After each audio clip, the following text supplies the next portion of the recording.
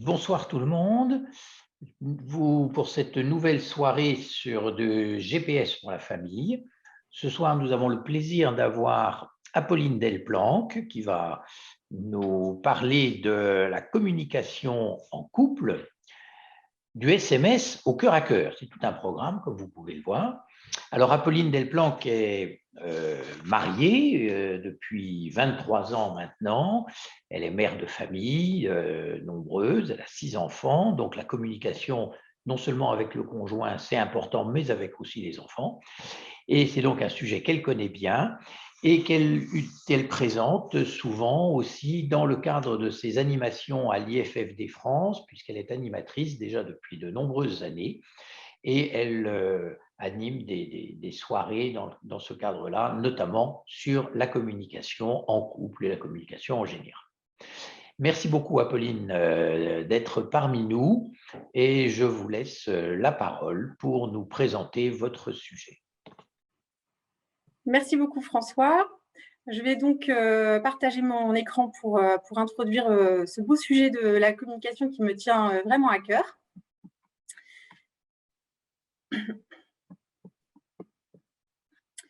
Voilà, on va se mettre en mode diaporama. Voilà, j'espère que tout le monde voit bien le diaporama. Voilà, donc ce sujet est communiquer en couple du SMS au cœur à cœur.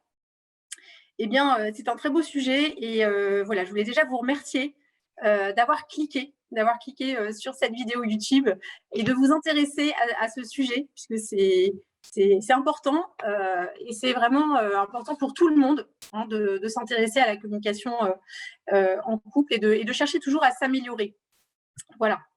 Donc, pour démarrer tout de suite dans le vif du sujet, j'avais envie de vous partager quelques citations, quelques phrases qu'on entend souvent dans un couple, même dans un couple qui va bien, dans un couple qu'on peut rencontrer tous les jours et qui va peut-être avoir des petites phrases dans la tête, des petites phrases, des petites pensées négatives ou positives au sujet de ce dialogue en couple.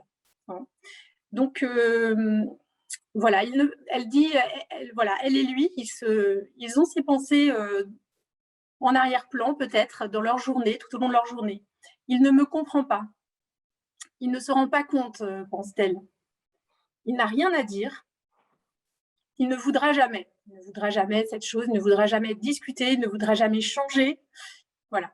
Ça, c'est peut-être des pensées qui peuvent faire écho aussi à ce que vous avez parfois en tête. Voilà, et puis j'en ai mis d'autres pour lui. Je pense toujours à elle et aux enfants, même s'il ne lui dit pas forcément. Je ne peux pas faire de suggestions, elle ne m'écoute pas. Voilà, ça c'est un autre sujet dont on va parler, l'écoute. Et je ne la comprends pas. Ça, c'est quelque chose qu'on entend beaucoup. Est-ce qu'on arrive à se comprendre? Elle me compare aux autres, elle exagère, elle voit tout en noir. Et puis, nous n'avons pas le temps de parler. Alors déjà, j'aime bien cette dernière citation, parce qu'on entend le mot « nous », alors que les autres sont plutôt voilà, dans le jeu, dans le « tu », dans peut-être une parole aussi un petit peu parfois accusatrice. Voilà. Donc, à partir de l'ensemble de ces petites citations, on voit qu'on peut rentrer dans cette communication du « nous », dans cet espace, nous donner un espace à notre communication en couple et de dépasser éventuellement les difficultés qu'on peut rencontrer.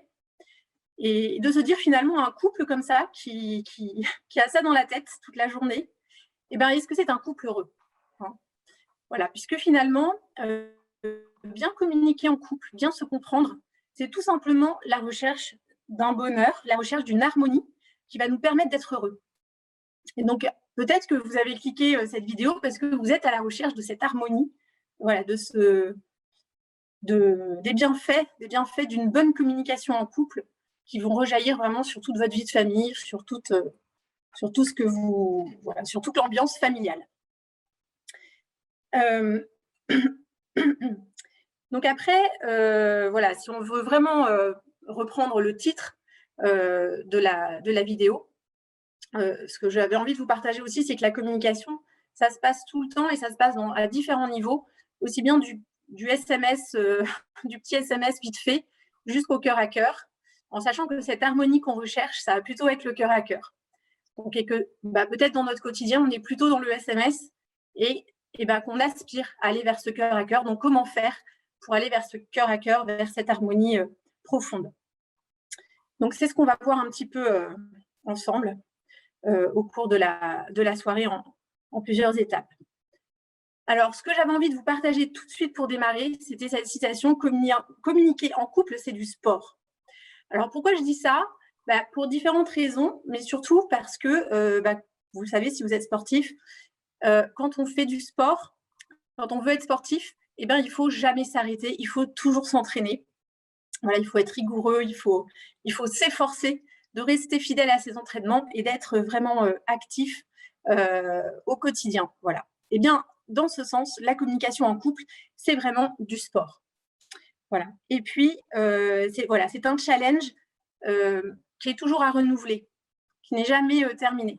Hein, les sportifs, dès qu'ils ont réussi à courir 5 km, ils veulent courir 10 km, et quand ils en courent 10, ils veulent en courir 15, etc. Bon, c'est un petit peu pareil, c'est que la communication, c'est quelque chose qu'on n'a jamais fini de travailler et d'améliorer. Voilà, donc c'est aussi un challenge, cette communication, c'est du sport, c'est un challenge à relever au quotidien, aussi parce qu'il y a de nombreux obstacles sur le chemin. Et voilà, un peu comme quand on fait du saut de haie, voilà, une haie après l'autre, il faut continuer toujours à passer les obstacles. Alors, on peut en citer quelques-uns qui, effectivement, apparaissent dans les petites phrases déjà qui ont été présentées. Voilà, donc je vous laisse les petites phrases visibles à l'écran pour que vous puissiez voir.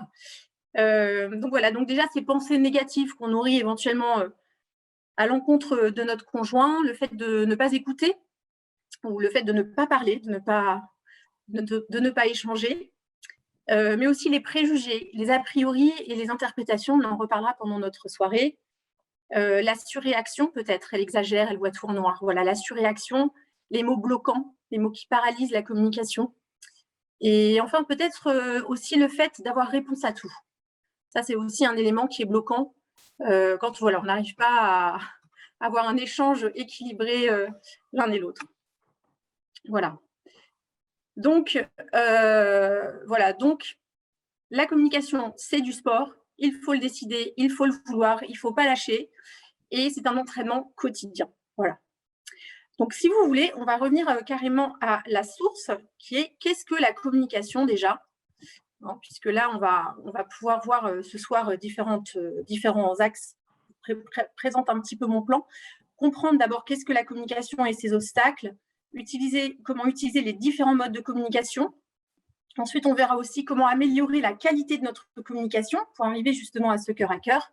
Et un point très difficile très, très bon à travailler en tout cas, trouver le bon moment et dédier du temps à notre communication. Voilà. Donc d'abord, on va démarrer sur qu'est-ce que la communication. C'est important peut-être de le reprendre, le petit schéma de la communication très rapidement. Donc c'est tout simplement un émetteur, un récepteur et un message.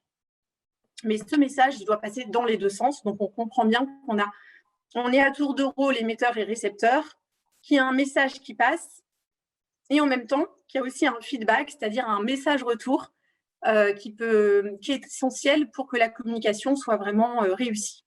Voilà.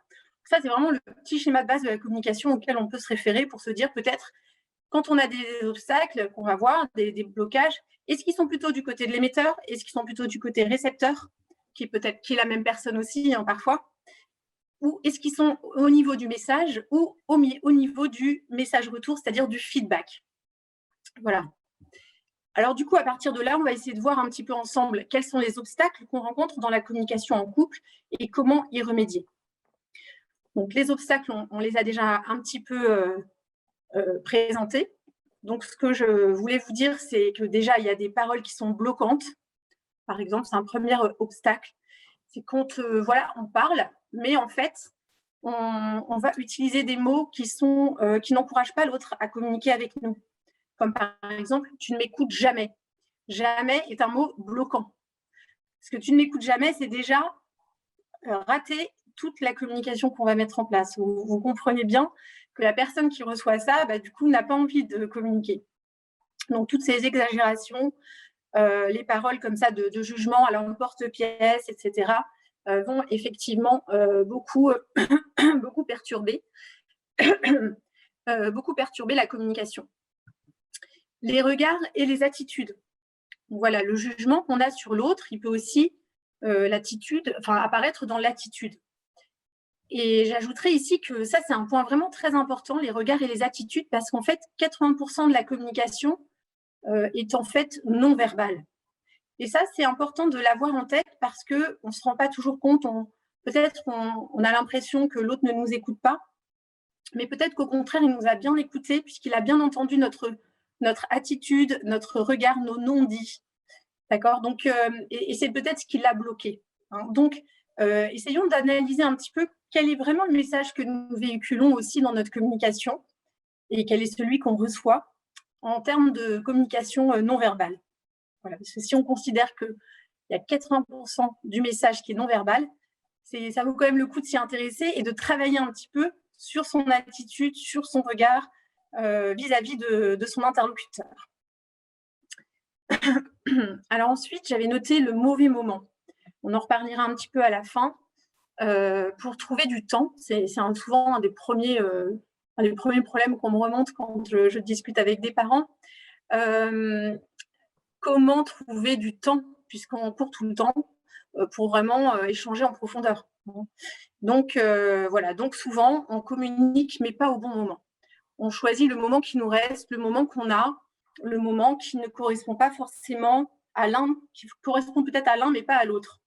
D'accord. Donc, chacun son rythme, chacun son moment. Et voilà, si on est plutôt du matin, on va se réveiller le matin avec plein de choses à dire, mais l'autre qui n'a pas encore démarré avant de prendre un café, il n'écoute rien en fait. C'est pas du tout qu'il n'a pas envie de communiquer, c'est juste que ce n'est pas son moment. Voilà, donc il faut arriver à trouver, à synchroniser un peu et identifier le bon moment. Alors ensuite, on peut parler aussi du manque de disponibilité. Voilà, donc on peut dire peut-être qu'avant de prendre son café, on n'est pas disponible le matin. Ça peut être quelque chose qu'on peut exprimer à son conjoint. Mais voilà, mais c'est vrai que ça demande du temps, donc ça demande de la disponibilité. Et ça se travaille aussi la disponibilité, puis ça se travaille aussi dans l'attitude, dans le non-verbal, et dans des choses très concrètes, comme par exemple de savoir couper son portable un moment, de savoir se mettre hors connexion, et puis de ne pas être accaparé par toutes les tâches ménagères ou autres, où on se dit non, je t'écoute, mais en même temps, voilà, je fais la vaisselle, je fais mon passage, je conduis, voilà. Mais est-ce qu'on est vraiment disponible pour l'autre ou est-ce qu'on arrive à s'arrêter totalement, à le regarder vraiment quand on sent qu'on n'est plus sur une communication du quotidien, mais une communication qui rentre en profondeur.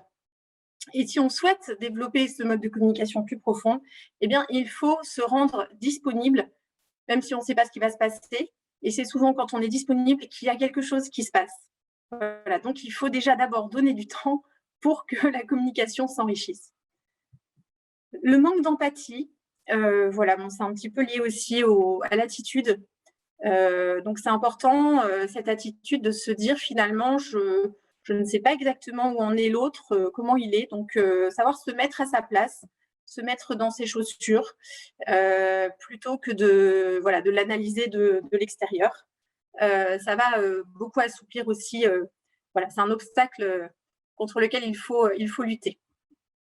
La différence homme-femme, ça peut paraître banal de dire ça, mais quand même.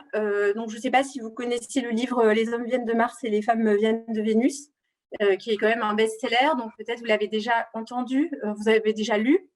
Voilà. Mais simplement pour dire que c'est vrai quand même que on n'est pas dans le même schéma, on n'a pas les mêmes attentes et il faut en tenir compte. Alors, il n'y a pas de stéréotypes, voilà, il ne faut pas tomber dans les stéréotypes, il faut surtout d'abord se connaître l'un l'autre, savoir comment on fonctionne l'un l'autre.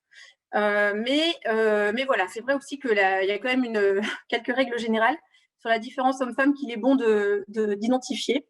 J'en ai noté quelques-unes, par exemple, l'homme, lui, est plus rationnel, il est plutôt précis, concret, il s'attache vraiment à la compétence, à ce qui est fait ou pas fait. Voilà. Tandis que la femme, elle est plus émotive, elle est plus dans la relation, dans l'émotion. Donc, elle va avoir une autre vision, plutôt une vision d'ensemble, une vision qui est liée aux personnes, alors que l'homme, il a plutôt une vision plus précise des choses et pas forcément avec la dimension relationnelle et émotionnelle. Donc, cette vision d'ensemble qui est plus propre à la femme, elle peut apparaître parfois contradictoire à l'homme. Voilà, parfois on se contredit, parfois ça va un peu dans tous les sens, mais c'est toujours c'est toujours affectif, c'est toujours par rapport au lien avec les personnes qu'on trouve un fil rouge dans la communication féminine. Voilà. Donc ça, c'est aussi un élément qui est intéressant à étudier un peu, voir si c'est sur ce terrain-là que vous ne vous entendez pas, à creuser. Voilà. Et puis aussi le regard des autres. Donc, c'est important de ne pas se bloquer, de ne pas être bloqué par rapport au regard des autres ou par rapport même à la peur du rejet. Pour pouvoir communiquer, on a besoin aussi d'une certaine intimité. Donc, il faut bien sûr avoir des moments où on est au calme, où on est dans des bonnes conditions et où on n'est pas soumis au regard des autres. Voilà un peu les obstacles. Donc, j'ai déjà évoqué des solutions parce qu'il ne faut pas être dans le négatif. Il faut vraiment se dire qu'à chaque obstacle, on peut y travailler. C'est juste une haie, de la course de haie à sauter. C'est possible de le faire. D'autres l'ont fait. Donc, voilà. Donc, c'est déjà la première chose pour y remédier, c'est croire que c'est possible de changer. Donc, vous voyez que tout de suite, quand je vous ai présenté les obstacles, en même temps, je suis tout de suite allée rebondir en disant « Mais non, ce n'est pas une fatalité. Tous ces obstacles, ils existent bien, mais il y a des solutions. » Donc, déjà, la première chose, c'est croire que c'est possible de changer, croire que c'est possible de s'améliorer et ne pas se dire, justement, de toute façon, on ne se comprendra jamais, on est trop différents ou de toute façon, on n'aura jamais le temps, on ne prendra jamais le temps, etc. Donc, soigner cette communication non verbale qu'on a présentée, être attentif, écouter, c'est déjà communiquer. Et dans la communication non verbale, on peut intégrer d'ailleurs le silence, savoir aussi se taire, savoir aussi installer un silence qui va susciter la confidence et montrer notre disponibilité totale à l'autre. Voilà, donc cette écoute active, c'est vraiment une clé qui peut permettre d'ouvrir vraiment le dialogue. Donc, parfois, on peut rentrer dans des difficultés, des obstacles, justement parce qu'on se coupe la parole. C'est quelque chose qui est très difficile d'ailleurs aussi à vivre en famille, à apprendre aux enfants. Et on se rend compte qu'en fait, ils nous imitent et que si les enfants se coupent la parole, c'est aussi parce que nous, dans notre couple, on se coupe la parole. Donc ça, c'est très important de travailler sur cette écoute et de laisser l'autre vraiment finir ce qu'il a à dire avant de répondre.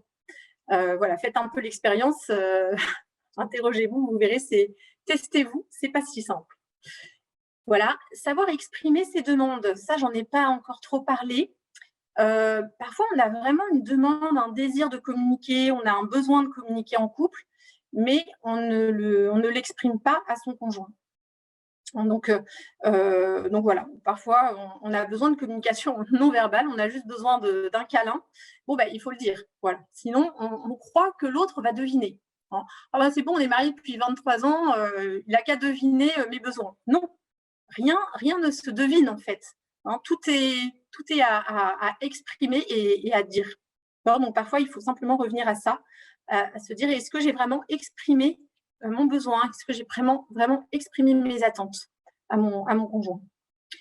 Que ce soit des attentes sur la communication ou que ce soit des attentes sur la vie de couple en général. Prendre rendez-vous, se préparer, se connaître. Donc voilà, ça c'est la réponse à la question de la disponibilité. Baisser son seuil d'exigence. Ça, c'est aussi quelque chose qui peut être intéressant, c'est de se dire, est-ce que je ne suis pas dans la recherche d'une communication parfaite? Est-ce que je suis pas dans la recherche d'un mythe où tout serait parfait, tout serait fluide, on ne serait jamais fatigué, on n'aurait jamais de conflit? Non, ça, c'est pas ça l'objectif. L'objectif, c'est de trouver une harmonie et un bien vivre ensemble, une bonne communication ensemble. Mais la communication, ce n'est pas quelque chose de linéaire, ce n'est pas un long fleuve tranquille, parce que ça serait bien trop ennuyant. Donc, non, la communication, c'est justement d'être en lien. Hein. Et s'il y avait... Et c'est normal aussi qu'il y ait des conflits. On fera un petit point sur les conflits tout à l'heure. Mais voilà, déjà, se dire que l'objectif, ce n'est pas de ne jamais se disputer de sa vie. Mais voilà, il faut parfois baisser un peu son seuil d'exigence par rapport à ça. C'est plutôt se dire que s'il y a conflit, c'est qu'il y a de l'affect. Il y a un enjeu. Il y a quelque chose qui se passe entre nous qui mérite qu'on sorte de sa coquille, qu'on sorte de ses gonds parfois. Donc, c'est qu'il y a quelque chose de très fort entre nous, en fait. Voilà, donc se dire que même les conflits, une communication avec des conflits, c'est la communication. Voilà, et puis rechercher des moments d'intimité pour pouvoir exprimer son ressenti et surtout l'exprimer par le jeu. Parce on voit que dans la communication, qu'on a vu les petits messages qu'on a découverts au début entre elle et lui, il y a beaucoup de messages où c'est tu penses ci, tu penses ça, tu fais ci, tu fais ça, et on ne se remet pas forcément à notre place. Notre place, c'est la place du jeu et non pas la place du tu. Et donc, on dit souvent en communication le tu, T-U, tu, T-U-E. Voilà, donc c'est vrai qu'il faut faire attention à ce tu, à ce ton peut-être parfois accusateur, où justement on n'est pas vraiment à la place de l'autre. Et on ne lui laisse pas vraiment sa place. Voilà. Et puis, comme on a dit déjà un petit peu, voilà, bien se connaître et utiliser tous les moyens qu'on a à notre disposition pour communiquer. On va parler un petit peu des 5 langages de l'amour, qui sont en fait aussi 5 modes de communication que vous connaissez peut-être déjà. Donc, c'est Gary Chapman qui les a référencés, qui les a listés. Voilà. C'est intéressant, ces 5 langages de l'amour, même si vous les connaissiez déjà, d'y revenir fréquemment. Donc, on va les reparcourir ensemble. Et voilà, donc aussi se dire quand on a un obstacle, se dire est-ce que j'ai bien utilisé les 5 langages? Est-ce qu'il n'y a pas un langage que j'ai sous-estimé qui pourrait me permettre de sortir, de rebondir, de sortir de cet obstacle? Voilà. Donc voilà, dans cette deuxième partie sur utiliser les différents modes de communication, on va revoir un petit peu ensemble ces 5 langages de l'amour de Gary Chapman. Voilà, il est important bien sûr de les découvrir, mais avant de partager la liste ensemble, ce que je voulais dire, c'est que ce qui est important, c'est de découvrir déjà dans un premier temps son propre langage d'amour à soi. Voilà, quel est mon langage d'amour? Et ensuite, une fois qu'on l'a découvert, découvrir celui de son conjoint avec qui on veut communiquer vraiment en profondeur. Alors, voilà les 5 langages de l'amour. Donc, il y a les paroles valorisantes. Donc, les paroles valorisantes, ce sont les compliments, voilà, les compliments, voilà, les choses positives qu'on peut dire à l'autre, la manière de mettre en valeur aussi, pas forcément par la parole, mais d'une manière générale. Les services rendus. Donc, voilà, c'est vrai qu'on peut être plus sensible parfois à un service rendu, qu'on sent que c'est du concret, que c'est vraiment voilà, un acte d'amour, on pourrait dire, plutôt qu'une parole qui peut, pour certains, paraître trop superficielle ou pas totalement sincère, vous voyez. Donc, à chacun d'évaluer qu'est-ce qui le touche vraiment au cœur parmi ces différents langages qui sont tous des langages de l'amour. Et en fait, on est tous sensibles aux 5 langages quand même, mais on est plus sensible à certains d'entre eux. Donc, généralement, il y en a 1 ou 2 avec lesquels vraiment, ça nous parle plus. Donc, les cadeaux. Donc, les cadeaux, effectivement, offrir un cadeau à quelqu'un, c'est aussi lui dire qu'on l'aime. Donc là, je précise aussi que dans les cadeaux, ce n'est pas forcément un week-end aux Bahamas ou un bijou voilà, très précieux. Ça peut être aussi des cadeaux très, très petits, voilà, des toutes petites choses qui n'ont aucune valeur, si ce n'est sentimentale. Donc voilà, ce n'est pas forcément, si on aime les cadeaux comme langage d'amour, qu'on est attaché aux choses. Voilà, ce n'est pas forcément en fonction du prix ou de la valeur du cadeau.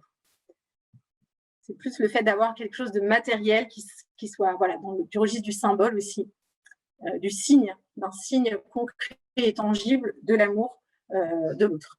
Les moments de qualité, voilà, partager des moments ensemble, Alors ça, parfois, peut-être que quand vous étiez, quand vous demandez des cadeaux, est-ce que vous préférez qu'on vous offre un cadeau, justement, ou parfois, vous préférez qu'on vous offre un spectacle, une sortie, un bon moment partagé, une expérience à partager ensemble. Voilà, et bien ça, c'est souvent le signe que pour nous, ce qui compte, c'est plus les moments de qualité que les cadeaux matériels, concrets. Le toucher physique aussi, bien sûr, c'est aussi la tendresse, un langage d'amour très important. Voilà. Donc voilà les 5 langages d'amour. Donc vous voyez qu'ils sont tous super, on peut tous les utiliser, et il faut tous les utiliser, mais il faut bien détecter avec lesquels on est le plus sensible. Et puis aussi ensuite ceux de son conjoint.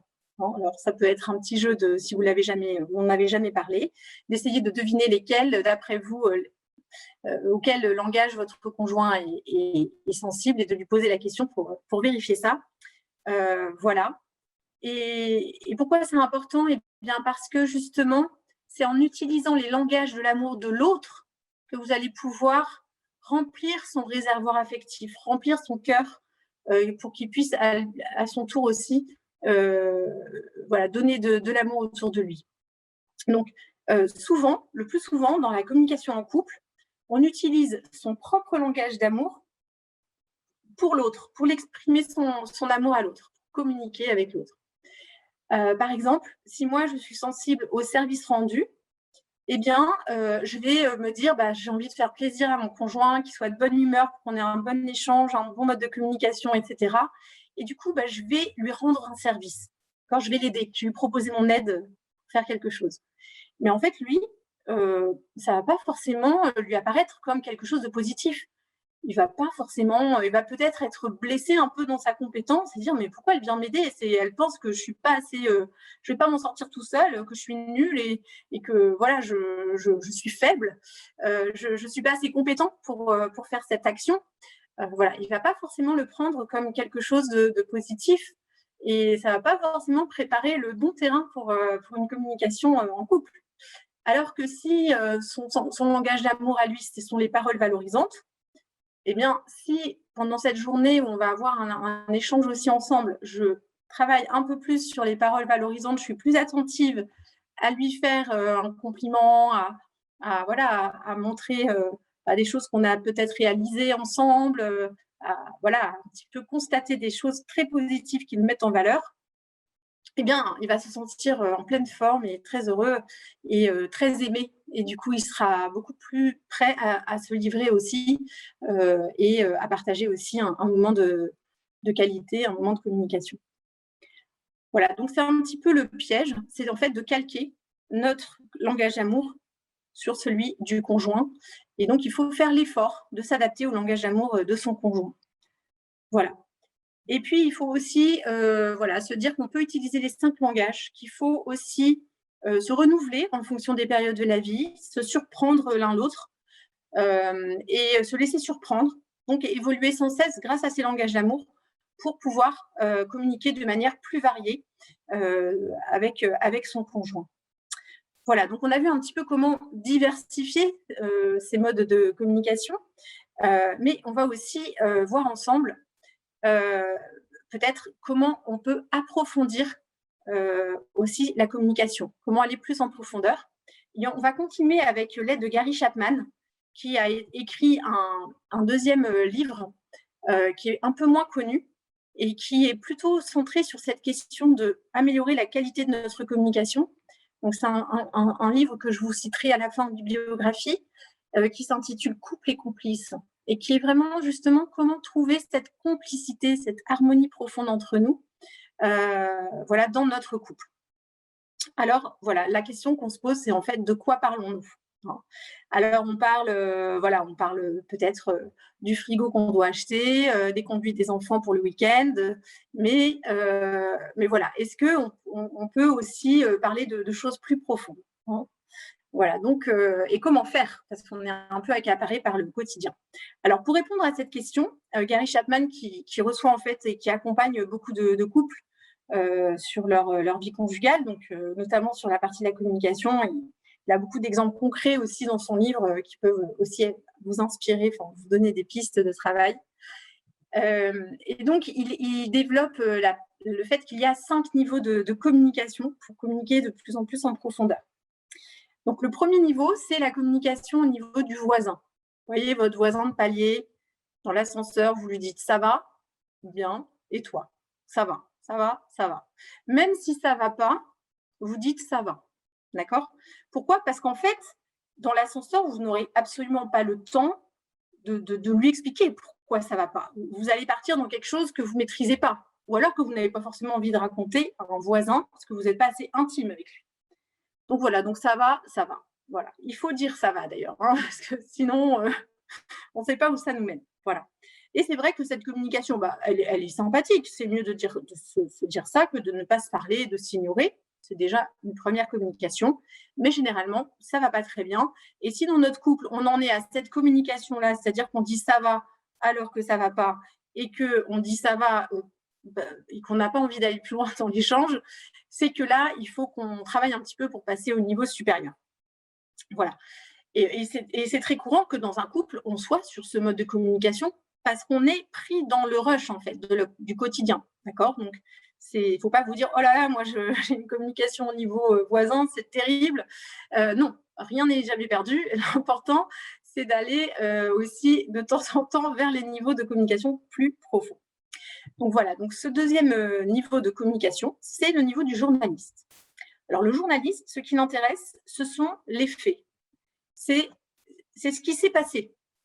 Donc c'est très factuel, c'est très concret. C'est une communication qui, voilà, on ne se prend pas la tête, mais on se dit comment s'est passée ta journée. Si déjà en rentrant, vous posez la question, au lieu de dire ça va, vous dites comment s'est passée ta journée, eh bien ça va tout de suite vous amener un peu plus d'informations sur ce qui s'est passé et sur, peut-être effectivement ça va, mais il s'est passé quelque chose d'important aujourd'hui.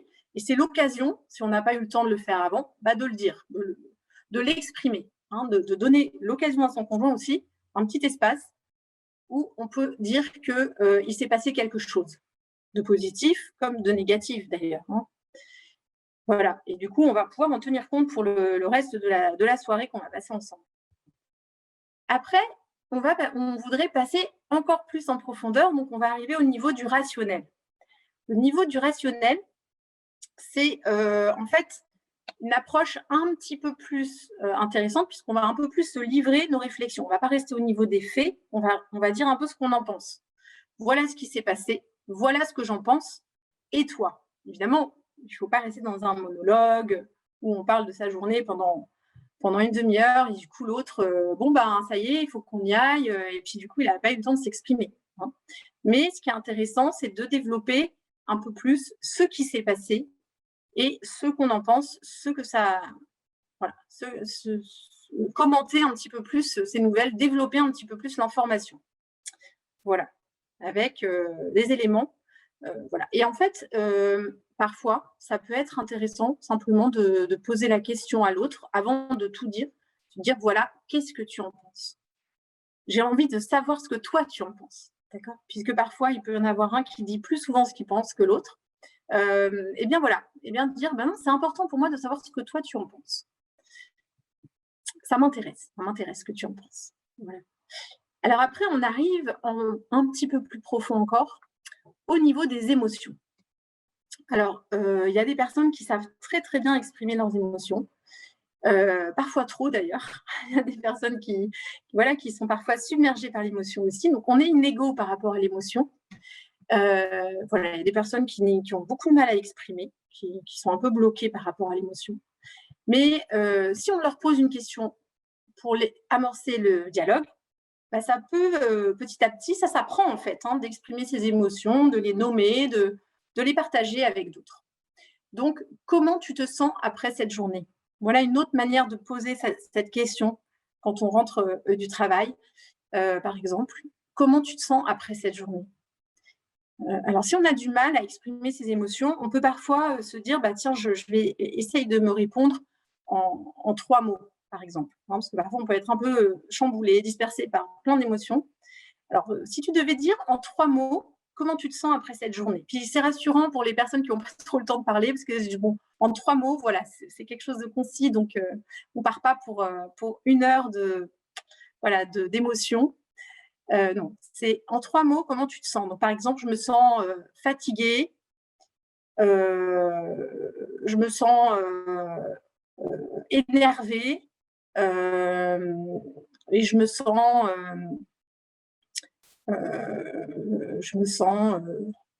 voilà, ouverte à quelque chose de nouveau. Voilà, j'ai envie de changement. Bon, peut-être, voilà, par exemple, ça peut être 3 émotions qui peuvent être contradictoires ou pas d'ailleurs, c'est chacun dit ce qu'il ressent. Et à partir de ces 3 émotions, eh ben, on peut approfondir et dire ah, tu te sens fatigué, alors tu te sens fatigué physiquement, tu as mal dormi, ou bien tu as couru toute la journée. Enfin, on peut après un petit peu plus approfondir le pourquoi de ces émotions pour prolonger l'échange et approfondir cet échange. Voilà. Donc les émotions, ça va déjà être un peu livré de soi, hein. Confier à l'autre des choses. Donc on est déjà dans un niveau de communication déjà assez profond, qui est déjà très intéressant d'atteindre dans notre couple. Et puis le 5e niveau, c'est le sincère. Celui que Gary Chapman appelle le sincère, c'est vraiment là justement où on va trouver le cœur à cœur. Donc c'est vraiment le moment où là on pourrait tout dire à l'autre. D'accord ? On est vraiment dans un cœur à cœur, on est vraiment en vérité avec son conjoint. Et voilà, et on peut tout lui dire. D'accord ? Donc, vous comprenez bien que pour arriver à ce cœur à cœur, il faut gravir les échelons, les niveaux, progressivement, et qu'on ne passe pas tout de suite en arrivant du travail, du ça va au cœur à cœur. D'accord ? Donc, il faut y aller un peu par étapes. Et il faut essayer d'équilibrer ces moments de communication sur ces différentes strates plus ou moins profondes de communication, et d'avoir dans notre journée, dans notre semaine, dans notre mois, dans nos vacances, par exemple, des moments qui vont quand même descendre vers les niveaux 3, 4, 5. D'accord ? Il ne faut pas rester à la surface. Il faut aller régulièrement, un petit peu plus en profondeur, pour s'habituer, pour s'entraîner. Voilà, on a dit la communication, c'est un sport. Voilà, si vous restez vraiment sur le petit footing et puis d'un coup, vous voulez faire un marathon, ça ne marche pas. Donc, il faut y aller progressivement et régulièrement. Voilà, donc parfois, c'est un petit peu s'organiser pour ça, se mobiliser un peu pour ça, se motiver pour ça. On peut avoir aussi des petits mots de passe entre nous si on partage ça en couple. Alors, si vous êtes en couple en train de regarder la vidéo, je veux dire encore plus 2 fois bravo. Et puis, si ce n'est pas le cas, partagez-la à votre conjoint pour qu'il puisse la regarder et trouver aussi, identifier aussi ces moments de qualité que vous pouvez vivre dans votre communication. Bon. Alors, vous voyez qu'on est loin aussi de la communication en SMS. Hein. La communication en SMS, elle va plutôt être au niveau du ça va. Et puis un peu de comment s'est passée ta journée, mais elle est assez limitée, hein, cette communication SMS, cette communication du quotidien, qui est pratique aussi, qu'il ne faut pas négliger, mais qui est assez limitée. Voilà, donc c'est aussi ce qui est important, parce qu'on a évoqué déjà la communication non verbale, beaucoup de choses sur l'attitude, et on voit que dans le SMS, voilà, il n'y a pas de communication non verbale. Et par contre, si on va dans les niveaux là, 3, 4, 5, on va avoir aussi plus de place pour cette communication non verbale, qui va permettre aussi de mettre les conditions pour approfondir la communication. Voilà, donc voilà, pour gravir les échelons, il faut dédier du temps à notre communication. Voilà, c'était la conclusion de cette petite partie sur l'approfondissement du niveau, de la qualité de notre communication. Alors, j'aime bien cette petite phrase de Stephen Covey qui s'intitule donc il ne faut pas donner la priorité à notre emploi du temps, mais un emploi du temps à nos priorités. Voilà. Alors, pour continuer sur de quoi parlons-nous, c'est ça, c'est que pour les SMS, on ne va pas pouvoir aller autant en profondeur. Et surtout, voilà, ce que je vous conseille par rapport à cette communication du quotidien, cette communication SMS, c'est de les utiliser pour dire des choses positives, mais jamais pour les conflits ou pour les mauvaises nouvelles ou les choses trop dures, parce qu'elles ne seront pas accompagnées justement par la communication non verbale. Donc voilà quelques pistes sur la communication du quotidien, même par SMS sur tous les registres. Donc parler de choses positives, s'émerveiller, se souvenir. Hein, pas parler seulement des problèmes et des conduites et de l'agenda et de ce qu'on doit faire, mais aussi de choses positives. Réfléchir ensemble, découvrir grâce à l'autre. Donc déjà, vous voyez qu'on est au niveau plutôt rationnel. Faire des projets, prendre des décisions aussi ensemble et se dire qu'on s'aime. Voilà. Donc ne pas oublier d'intégrer aussi toutes ces dimensions dans la communication et que notre communication ne soit pas purement utile, mais soit aussi l'occasion de se dire qu'on s'aime. Et je pense que dans un couple, voilà, c'est très important de ne pas l'oublier. Voilà, donc éviter de régler ses comptes, vider son sac et ne parler que des problèmes, j'ai noté. Effectivement, si vous faites ça, si vous réglez vos comptes, bon, en fait, vous allez faire en sorte que l'autre déteste les moments de communication et les moments de partage. Donc, essayez aussi que ces moments, ce soient des moments qui soient positifs et agréables. Bon, bah, c'est un problème, on en parle, mais ne pas parler tout le temps voilà, d'un règlement de compte. Si on se fait voilà, dire nos 4 vérités à chaque fois qu'on prend le temps de communiquer en couple, bon, bah, on n'a plus envie, hein, d'accord. On n'avance pas, ça bloque tout de suite les échanges. Donc, voilà, donc être vigilant par rapport à ça et se dire aussi que voilà, c'est un cœur à cœur et ce n'est pas un règlement de compte.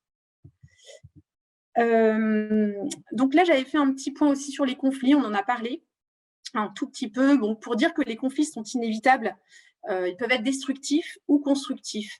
Hein, voilà, se dire que quand il y a un conflit, il y a de l'amour en fait, il y a un enjeu, il y a quelque chose qui vaut la peine d'être travaillé, donc c'est bon, c'est pas mauvais signe en soi en fait. Ce qui fait après, c'est qu'est-ce qu'on va en faire et comment on va transformer ce conflit, comment on va s'en sortir pour restaurer notre communication et arriver à une communication retrouver une communication harmonieuse.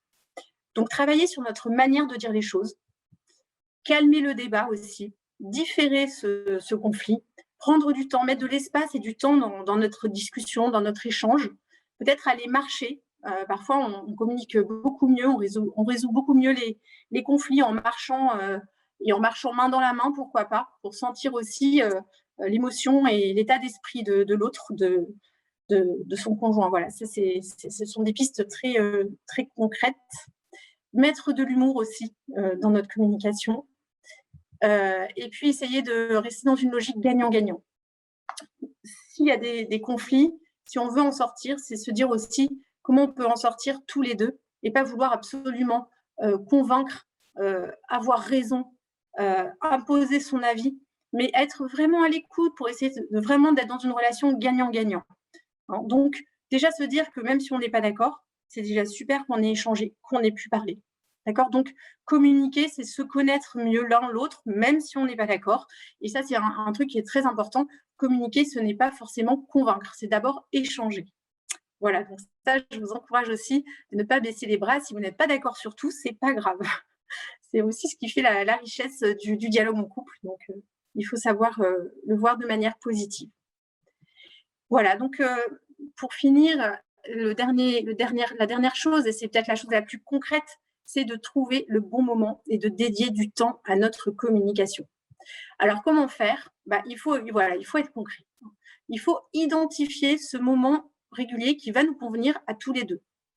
Donc, on en a parlé dès le début, parce que la question du temps, ça revient toujours dans la communication, les problèmes de communication, c'est qu'on n'a pas le temps de communiquer. C'est de trouver ces moments. Hein, donc, c'est vraiment, il faut être inventif. Et il faut aussi écouter les propositions de l'autre pour essayer de faire que les solutions se rejoignent. Donc, ça peut être vraiment à tout moment, dans tout contexte.